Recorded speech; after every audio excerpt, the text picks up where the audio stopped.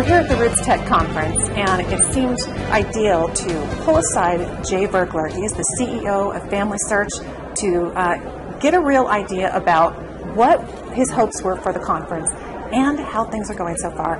Welcome to the podcast, Jay. Great to be here. So we are coming to the close of day one, and you look no worse for the wear. You look like you're still running around. Still alive, still enjoying things. Yeah. What are your impressions? How do you feel now after this first day of the conference? I think there's been great energy here. I think just looking around the exhibit hall, I've ducked into a few of the conferences. Of course, I've had a lot of meetings with people and so forth, but I'm hearing generally very good things. Lots of small little, you could do this better, you could do this better, but that's the whole idea. Yeah. This was an experiment. This was we're trying something new. Let's see how it works. And so we're seeing lots of feedback. I think there's lots of engagement with people. It seems pretty exciting. I think the home run seemed to get hit here in the exhibit hall. Yep. This is really phenomenal, and I think it was a fantastic way to just set the pace, set the tone. I mean, people walked in here and they went, "Oh, something's going to happen." Well, do you find that? Well, and the trick was, how do we get people connecting? Yeah. How do we get people reaching out beyond themselves? I don't know you. Let's talk, or just learning from each other. And I think that's really what I'm trying to spot is how many conversations are going on. Not how many people are here, or what are they doing, or what are they playing, but how many conversations are going on. How much dialogue is happening. Where are the connections happening? And that's how we structured this. That's how the team put it together. They took kind of this general concept we had and they made it work. And it's kind of fun to see it work. Well, so you're kind of answering the question I was going to ask, which is, how would Jay Verkler determine if this was a home run? If you hit a home run? It really is about the connections. The home run part is about helping build a community. And the whole premise of the conference was there's a set of technology creators, and it's good for them to collaborate, by the way, because if they come up with 50 different ways to do things that are completely incompatible and don't work well together, that's not a very good user experience.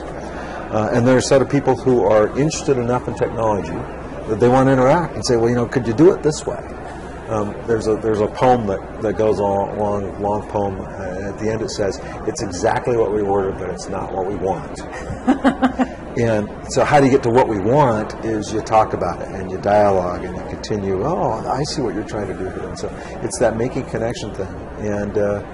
And hitting the home run will be seeing the community take another step forward along how we connect and understand each other. Have you been seeing those conversations happening? That's what I'm looking for. Yeah. That's really what I'm trying to measure. I mean, you can't write down the number of interactions that are occurring, but that's what I'm asking people about. Because I think that's what will grow the genealogy space, the genealogy domain, and that's what the conference is about. In a way, it almost seems like it's the opposite of what you just said, which is it may not be what we ordered, but it is what we wanted. Because as we come into something like this, particularly getting to converge with the technology folks, we don't always know what we want. That's been one of the biggest challenges. Exactly. And, I've been talking to people, I say, just go take classes that you're not familiar with. Try something brand new, because perhaps there's an answer that you didn't know there was a question, but there it was. Exactly. Is that kind of the direction you're thinking? Yeah. So think about, baking a cake where you put all the ingredients in, but you're not quite sure what the cake's going to turn out to be. That's what we're doing.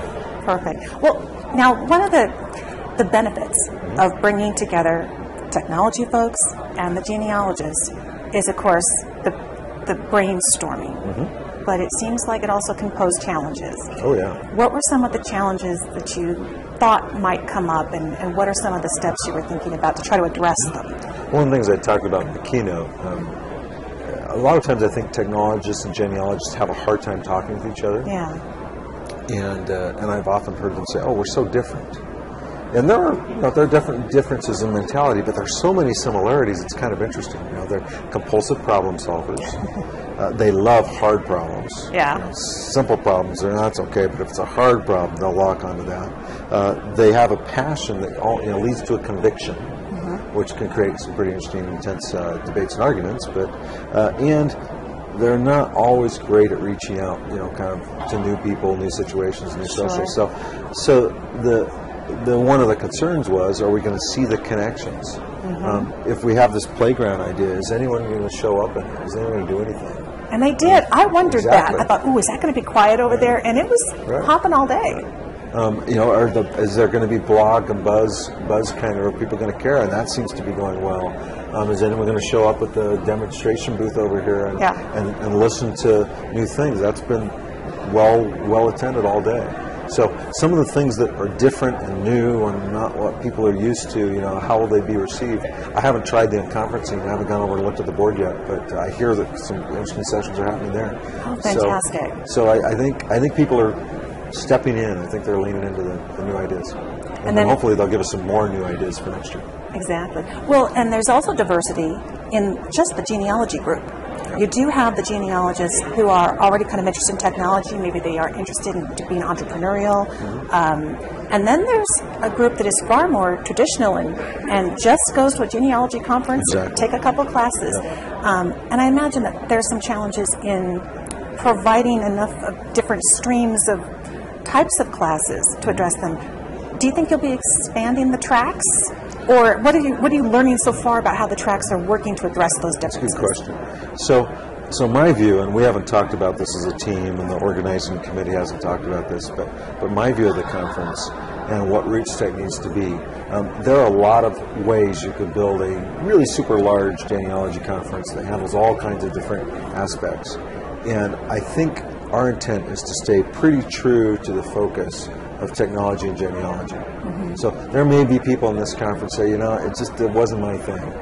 And instead of saying, let's go figure out what their thing is and be something that we aren't today in RootsTech, I think we'll stay being RootsTech. We'll try to make that focus better and better and better. But there's so many other venues. Some of our sponsors, the National Genealogical Society, Federation of Genealogical Societies, they hold conferences. The Family History Expo has a conference that's more aimed for beginners and so forth. And all of those different vehicles, we don't want to trump them. We don't want to compete with them. We're really collaborating. We saw this space that was just not being addressed with the energy we wanted, which was around technology and genealogy, and that's what I think this conference will stay being.